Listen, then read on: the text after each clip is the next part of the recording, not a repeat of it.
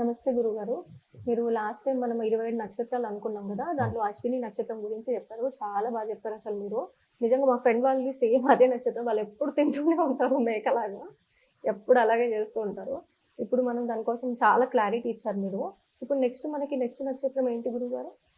రెండవ నక్షత్రం భరణి నక్షత్రం అమ్మ. భరణి నక్షత్రం. అది ఏ 27 రాశిలోకి 27 వస్తుంది? అది కూడా మనం మొదట్లో చెప్పుకున్నట్టుగా అశ్విని నక్షత్రం 4 పాదములు, మళ్ళీ భరణి నక్షత్రం 4 పాదములు ఓకే. మేషరాశిలోకి వస్తే, ఇది కాకుండా కృత్తిక 1వ పాదం కూడా ఇందులోకి వస్తుంది. అంటే ఓకే. అశ్విని 4, భరణి భరణి 4, 4. కృత్తిక 1, మొత్తం కలిసి 9 పాదాలు ఈ రాశిలోకి వస్తాయి. మేష రాశిలోకి వస్తాయి. వస్తాయి. అయితే ఇప్పుడు మీరు అడిగినట్టుగా ఈ భరణి నక్షత్రం గురించి, రెండవ నక్షత్రం, వివిధ నక్షత్రాల్లో ఈ నక్షత్రాధిపతి యమధర్మరాజు. ఆహా! యమధర్మరాజు. ఇందాక నక్షత్రానికి మనకి ఎవరు వచ్చారు? అశ్విని దేవత. అశ్విని దేవతలు. అట్లాగే ఈ నక్షత్రానికి అధిపతి భరణి నక్షత్రం. అంటే దీనికి ఒక సామెత ఉంది. అసలు నాకు భరణి నక్షత్రం చూసి చాలా హ్యాపీ ఫీల్ అవుతానండి. ఎందుకు గురుగారు? ఎందుకు అంటే నాకు ఈ సబ్జెక్ట్ అంతా చెప్పిన మా గురువు గారు మహానుభావులు వారు ఈ నక్షత్రాన్ని జన్మించారు. వాళ్ళు ఇప్పుడు లేరు వారు.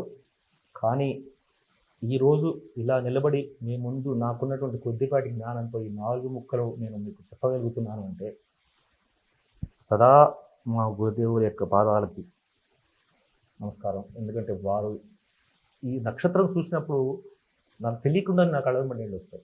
ఎందుకంటే మా గురువుగారు ఆ నక్షత్రం అద్భుతమైన నక్షత్రం అమ్మ. మా గురువుగారిదని కాదు, భరణి నక్షత్రంలో పుట్టిన వాళ్ళు ధరణిని వెళ్తారని సాగుతుంది. నిజంగా గురుగారు. అది ధరణి అంటే ఏంటి? ధరణి అంటే భూమి. భూమి అంటే ఈ నక్షత్రంలో పుట్టిన వాళ్ళు భూమండలాన్ని వెళ్తారు.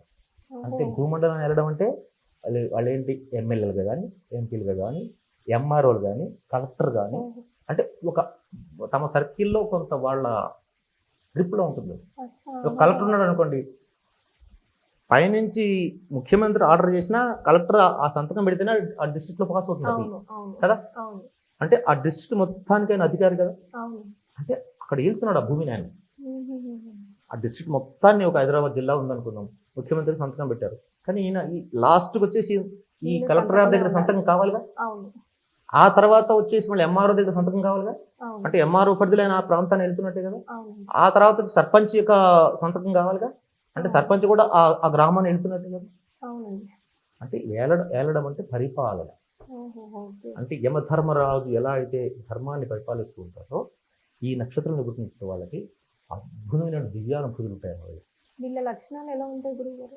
చెప్తాను తల్లి. ఇది ఈ నక్షత్రంలో రెండవ నక్షత్రం. ఈ నక్షత్రం శ్వేతవర్ణంలో ఉంటుంది, అంటే తెలుపు రంగులో ఉంటుంది. అంటే జనరల్గా ఈ నక్షత్రంలో పుట్టిన వాళ్ళు బాగా చూడటానికి ఒక వైట్ కలర్ లాగా కనిపిస్తారు. మనకి వైట్ కాదు వాళ్ళు ఉండేది, ఎర్రగా ఉన్నప్పటికీ కూడా అలా కనిపిస్తూ ఉంటారు. ఇది స్త్రీ నక్షత్రం. ఈ నక్షత్రాల్లో కూడా మనకి స్త్రీ నక్షత్రము, పురుష నక్షత్రం అని ఉన్నాయి. ఓహో, స్త్రీ నక్షత్రం. ఇది స్త్రీ నక్షత్రం. ఇందులో మీరు చూడండి, భరణి నక్షత్రంలో మగపిల్లాడు ఉంటాడు అనుకోండి, మీరు చెక్ చేసుకోండి, పూర్తిగా తల్లి క్వాలిటీస్ ఉంటాయి. తల్లి అవునా? రూపము, తల్లి ఏం తింటుందో, తల్లి ఎలా మాట్లాడుతుందో, అవే క్వాలిటీస్ ఉంటాయి. ఓహో, నక్షత్రాల్లో కూడా మనకి స్త్రీ పురుష నక్షత్రాలు ఉన్నాయండి. అయితే ఈ ఓకే. నక్షత్రాల్లో మగపిల్లాడు పుడితే మీరు అబ్బాయిని చూస్తే చెప్పొచ్చు, ఇతను పూర్తిగా తల్లి లక్షణాల్లో. అంటే మాకు ఎక్స్పీరియన్స్ కూడా మేము గమనిస్తాము. అదే, అదే. ఆ భరణి నక్షత్రం యొక్క లక్షణం అది. ఈ ఓహో, భరణి నక్షత్రాధిపతి యమధర్మరాజు, నక్షత్ర దశాధిపతి శుక్రుడు. ఓకే. శుక్రుడు అంటే ఏంటమ్మా, అసలు ఇవ్వందంటే ఏం లేదు. శుక్రుడు బాగుంటాయి.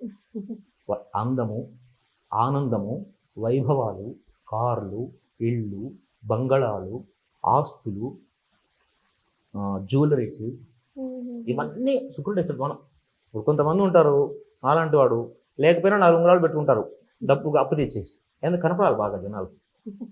కొంతమంది ఉంటారు కోట్లాది రూపాయలు ఉంటాయి, ఒక ఉంగరం కూడా పెట్టుకోరు, ఇలా ఉంటుంటారు. నేను చెప్తుంటాను, ఏంటాయి బాబు, ఇక్కడ ఉంగరం దగ్గరికి వచ్చింది కాబట్టి ఒక చిన్న విషయం చెప్పాలి. ఎవరి చేతికైతే ఉంగరం ఉండదో వాళ్ళు దానం చేస్తే ఫలితం రాదని శాస్త్రం చెప్తుంది. ఎందుకు గురుగారు అలా? అంటే ఒంటి మీద బంగారం లేకుండా ఆహా. ఏ పూజ చేయకూడదు, ఏ దానము చేయకూడదు, భోజనం కూడా చేయకూడదు. అంటే బంగారంతో పెట్టుకోవాలా? బంగారంతో పెట్టుకోవాలి. ఎంతో కొంత. ఈ కాలంలో బంగారం లేనటువంటి వాళ్ళు ఎవరమ్మా? ఇప్పుడంటే బంగారం ధర పెరిగింది. అవును. అంటే ఇక్కడ మీకు సైంటిఫిక్ రీజన్ ఏంటంటే, ఒక విషయం ఆలోచించినప్పుడు, బంగారాన్ని ధరించడం వల్ల ఈ శరీరంలో మనం స్నానం చేసేటప్పుడు ఈ బంగారం నీళ్ళుకలు ఈ శరీరంలో వెళ్ళిపోతాయి. ఓకే. అంటే ఒక ధాతు, అది ఒక మెడిసిన్ అది. ఆహాహా, ఓకే. నిజంగా మా గురుగారు అద్భుతమైన వారు. ఎందుకుంటున్నానంటే, మా గురుగారు మాకు సబ్జెక్ట్ చెప్పేటప్పుడు దాన్ని ఎన్ని కోణాల్లో ఆలోచించాలో చెప్పేవారు ఆయన.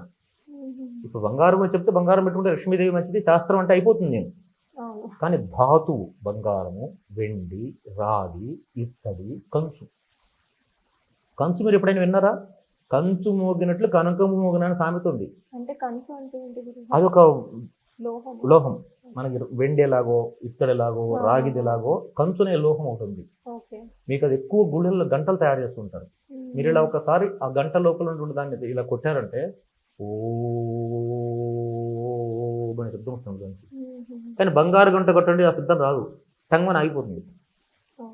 అందుకే కంచు మోగినట్లు కనకంబు మోగున. కనకం అంటే బంగారం. బంగారం. అట్లాగే చేతికి ఉంగరం ఉండడం వలన మనం దానం చేసేటప్పుడు ఆ ఫలితం వస్తుంది. ఓకే. అట్లాగే చేతికి ఉంగరంతో పూజ చేయాలి. ఎన్ని ఉంగరాలు సంబంధం లేదు, ఒక ఉంగరం ఉంటే చాలు. శరీరం మీద ఉండాలి. ముఖ్యంగా స్త్రీలకి ఆభరణాలు ధరించడం అందరూ కూడా అందం కోసమనో లేకపోతే తాముకున్నటువంటి ధనాన్ని అందరికీ చూపించడం కోసం అనుకుంటారు. తప్పది. స్త్రీల శరీరం యొక్క ఈ కొన్ని సమస్యలు ఉంటాయి వాళ్ళకి. ఆ సమస్యల ద్వారా బలహీనపడుతుంటారు స్త్రీలు. వాళ్ళల్లో మళ్ళా బలం చేకూరాలంటే కొన్ని సందర్భాల్లో బలహీనపడుతుంటారు. మనం ఇక్కడ మాట్లాడుకోకూడదు. ఆ బలహీనపడినప్పుడు వాళ్ళు ఆ బలాన్ని చేకూర్చుకోవాలంటే వాళ్ళ శరీరం నీటితో తడిసినప్పుడు కానీ, నదీ స్నానం చేసినప్పుడు కానీ ఎప్పుడైనా సరే ఆ బిందువులు శరీరం లోపలికి వెళ్ళిపోయి శరీరంలోకి బంగారం వెళ్ళిపోతుంది. కొద్ది రోజులే. ఇప్పుడు 1 గ్రాము 2 గ్రాములు బంగారం పెట్టుకోండి, 2 సంవత్సరాల తర్వాత మళ్ళీ వెళ్ళండి గోల్డ్ స్మిత్ దగ్గరికి, అయ్యో ఎందులో 1/4 గ్రాము తగ్గిందంట. ఎక్కడ పోయింది తగ్గి? ఎక్కడన్నా పోయిందా? శరీరంలోకి పోయింది. అందువల్ల అది ధరించడం వలన శరీరానికి కూడా మంచిది. ఇప్పుడు మనకి ఆయుర్వేద మెడిసిన్స్ కొన్ని తీసుకుంటే స్వర్ణ భస్మం అంటారు. అంటే బంగారం కొంచెం రజను అంటే పొడి, ఇసుక లాంటి పొడి అందులో కలుపుతారు, బంగారం పొడి. అది లోపలికి వెళ్ళడం వల్ల ఏమవుతుందంటే శరీరంలో ఉన్నటువంటి పుష్టి చేకూరి శరీరానికి కావాల్సిన బలాన్ని అందిస్తుంది. అట్లాగే రజిత భస్మం అంటారు, అంటే వెండిని పొడి చేసి కలుపుతారు మెడిసిన్లో. అట్లాగే తామ్ర భస్మం అంటారు. తామ్రం అంటే రాగి. రాగిని పొడి చేసి రజన్ అంటారు. రజన్ అంటే ఇసుకలాగా ఉంటుంది అది. అదంతా పొడి చేసిన తర్వాత దాన్ని ఆ మందుల్లో కలపడం వల్ల, అది మనం తీసుకోవడం వల్ల మన శరీరానికి పుష్టి చేకూరుతుంది లోపలికి. డైరెక్ట్ బంగారం మింగామనుకోండి ఏమవుతుంది తెలుసు కదా మీకు. కాబట్టి ఇక్కడ వీటన్నిటికీ కారకుడు ఈ శుక్రుడు. సో ఈ శుక్రుడు ఈ నక్షత్రానికి దశాధిపతి. అంటే ఈ నక్షత్రంలో జన్మించిన వాళ్ళకి శుక్ర మహర్దశ మొదలవుతుంది అనమాట. ఇందులో ఈ నక్షత్రము స్థానం గ్రామం. అంటే వీళ్ళు గ్రామం ఎందుకు ఈ నక్షత్రం పుట్టిన వాళ్ళు గ్రామాల్లో బాగా నివసిస్తారట. ఎందుకంటే గ్రామం ప్రశాంతంగా ఉంటుంది, పట్టణం అల్లకల్లోలంగా ఉంటుంది, మీకు తెలుసు కదా. అంటే ఇక్కడ గ్రామము తల్లి వంటిది అని చెప్తారు. అంటే గ్రామం అనేటువంటిది ఎప్పుడు వీళ్ళు ప్రశాంతత కోరుకుంటారు. ఎప్పుడు పరిగెట్టడము, పరిగెట్టి సంపాదించటము, వాళ్ళ దగ్గరికి వెళ్ళి చేయి దాచటము, వీళ్ళ దగ్గర చేయి దాచడం వీళ్ళకి ఇష్టం ఉండదు. అందరూ తన దగ్గరికి రావాలి. ఎమ్మెల్యే దగ్గరికి మనం వెళ్తాం, ఎంఆర్ఓ దగ్గర మనం వెళ్తాం, జిల్లా కలెక్టర్ దగ్గర మనం వెళ్తాం, ఆయన మన ఇంటికి రాడు. అంటే అందరూ తన దగ్గరికి రావాలి, తన్నే అందరూ పొగడాలి, వాళ్ళతో పొగిడించుకోవాలి, వాళ్ళ పనులు చేసి పెట్టాలి. ఈ భరణి నక్షత్రం వాళ్ళకి పని కావాలంటే పొగడాలి వాళ్ళని. ఏం చేయట్లేదు, వాళ్ళని ఆకాశానికి ఎత్తేసారంటే మీకు అన్ని పనులు చేసి పెట్టిస్తారు.